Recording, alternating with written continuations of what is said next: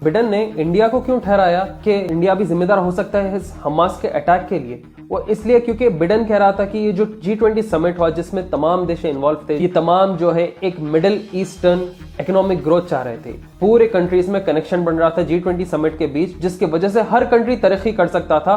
तो ये हमास के ऑर्गेनाइजेशन को बर्दाश्त नहीं हुआ और इसने जंग छिड़ दी ताकि ये सब तहस नहस हो जाए और कोई भी कंट्री की इकोनॉमिकल ग्रोथ ना हो। अब भाई हेडलाइंस ऐसी डाले न्यूज़पेपर वाले कि हम सोचे कि भाई इंडिया का क्या लेना देना है ये इजराइल फिलिस्तीन के चीज में। मूविंग ऑन, अमेरिका ने चाइना को धमकी दिया कि अगर वो उसके घिनौनी हरकत नहीं रोकता है तो हम जंग में शामिल हो जाएंगे। अमेरिका के पास कोई रिसोर्सेस नहीं है, उनके पास नेचुरल रिसोर्स नहीं है।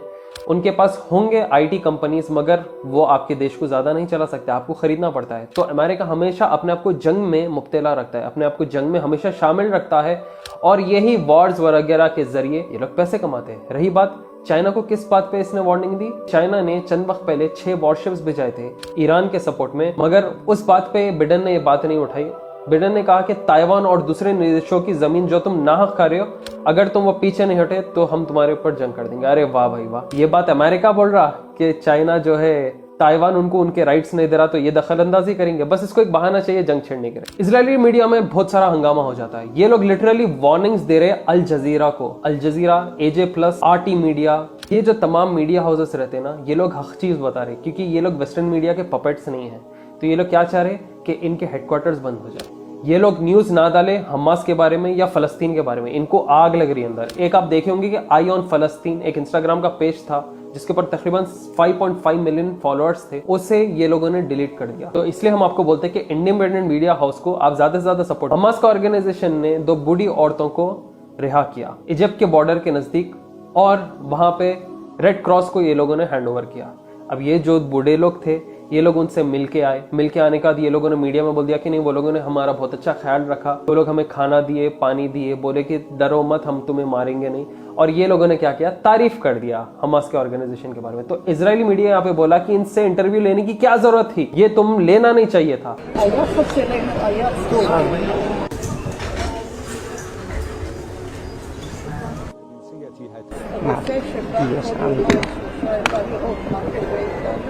तो इसी के साथ ये लोग अल जजीरा, RT के और कट्टर दुश्मन बनना शुरू हो गए और अल जजीरा को खतर ऑन करता है। बहुत शानदार चीज किया है लोगों ने जो बॉयकॉट किया है प्रोडक्ट्स को। आप लोग जानेंगे कि ये लोग 18वीं सेंचुरी से इंटरेस्ट, सूद, बैंकिंग शुरू किया। इसके साथ ये लोगों ने क्या शुरू किया, ये लोग पूरे प्रोडक्ट्स इनके मार्केट में फैला के रखे। अगर कोई दूसरा प्रोडक्ट भी ऊपर आ जाता है तो ये लोग उसे पूरे कंप्लीटली खरीद लेते या एटलीस्ट उसके अंदर पार्टनर होते। ये जायनस लोग क्या चाहते हैं कि आपका प्रोडक्ट बिल्कुल भी मार्केट में नहीं रहना, जो भी प्रोडक्ट मार्केट में चलेगा उसमें उनका हाथ रहना। इसलिए local products, made in India products, मतलब हम इंडिया में, अब आप जो देश में रह रहे वो उसके प्रोडक्ट्स यूज करना। लोकल प्रोडक्ट्स, अपने खुद के नेशन के प्रोडक्ट्स को ज्यादा से ज्यादा इस्तेमाल करें ना, तो अपनी इकोनॉमी भी बस रहती। और ऐसे शैतानों के हाथ में हमारे तरफ से इनको कोई इकोनॉमिकल एडवांटेज नहीं मिलता। तो कल के दिन, क्योंकि अरब लीडर्स तो कुछ कर रहे नहीं और हम भी लीडर नहीं है हम कुछ कर सके, मगर एक आम आवाम के जैसा, एक आम इंसान के जैसा हम अल्लाह सुब्हानहू ताला के आगे तो बोल सकते या अल्लाह हमारे हाथ में तो हुकूमत नहीं थी, मगर हम क्या कर सके, हम बॉयकॉट कर सके इनके प्रोडक्ट्स। हम इनको इकोनॉमिकली सपोर्ट नहीं किए, हमारे हाथ में जो था आवाज उठाना, इनकी चीजों को बॉयकॉट ना करना, हमने वो किया।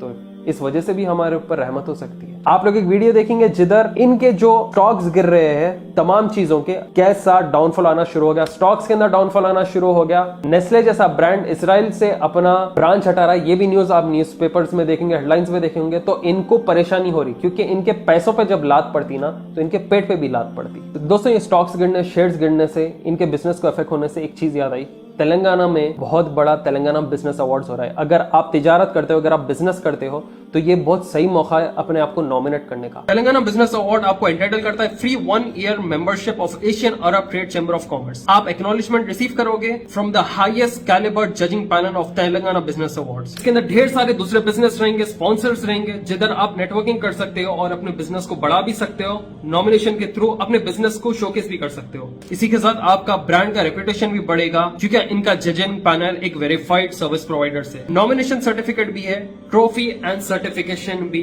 उनको मिलेगा जो अवार्ड जीतेंगे इस बिजनेस अवार्ड्स में। अगर आप एक अच्छे बिजनेस प्लेयर और एक बिजनेस कोई भी ओन करते हो तो please make sure to nominate yourself with the link in the description below Telangana business awards की। जल्दी जाइए, चेकआउट करिए और अपने आप को नॉमिनेट करके एक शानदार बिजनेस नॉमिनी बनी और तेलंगाना बिजनेस अवार्ड्स का हिस्सा बनी है। इजरायली प्लेन्स मिसाइल्स के साथ और एक नई चीज ड्रॉप करना शुरू की, और ये सुबह के वक्त हो रहा है। ये लीफलेट्स ड्रॉप कर रहे हैं आसमान से, और आपको पता है लीफलेट्स में क्या लिखा हुआ है? अरबिक में लिखा हुआ है फलस्तीनियों को कि तुम ये जमीन छोड़ो।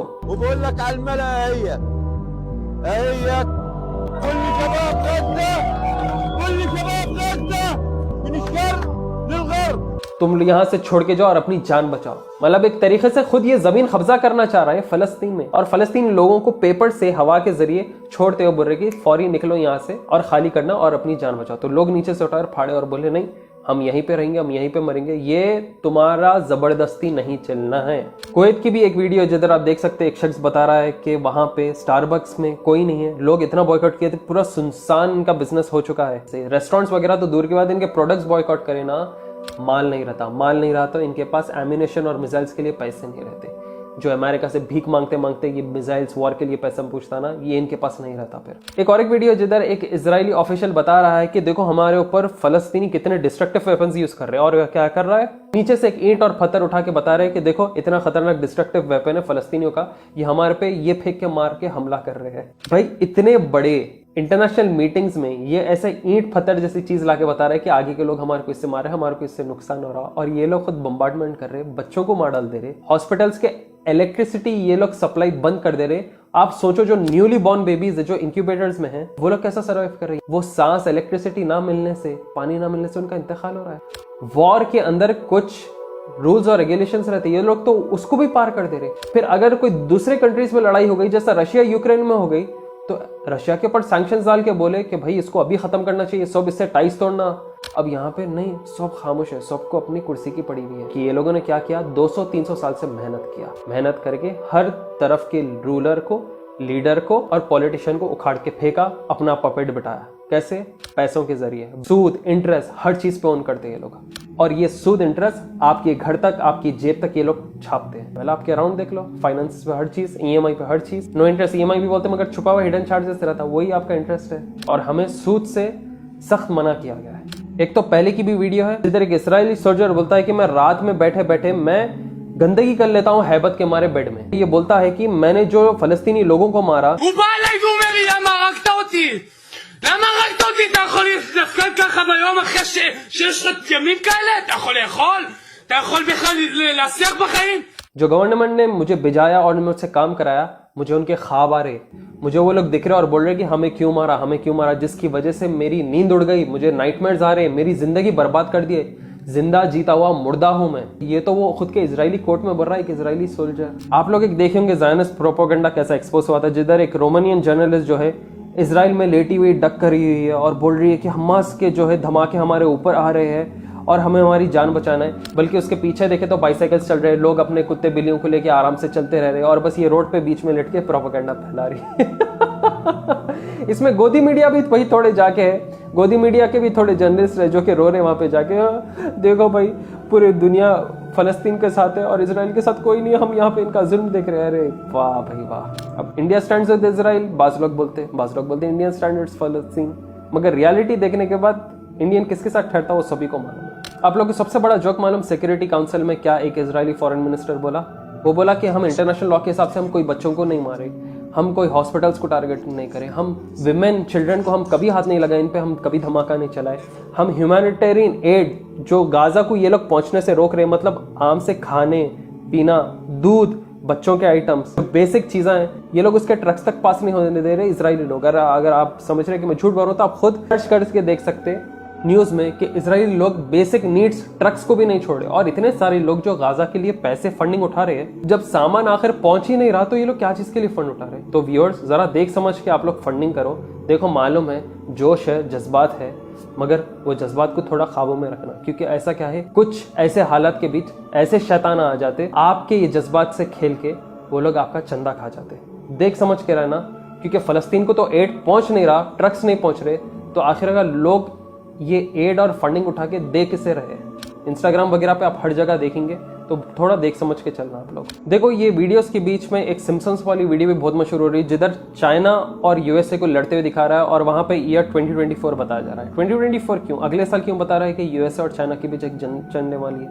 वेल ऑब्वियस सी बात है, देखो मलहमा अल कुबरा, क्रिश्चियंस कहते हैं इसे the Armageddon. The the final war, the war of the world, जिसे कहते हैं हम the third world war, literally east versus the west रहने वाला है, जिसमें एक तरफ चाइना, रशिया, ईरान, पता नहीं इंडिया किसके साइड ठहरेगा, versus the west, Israel, America.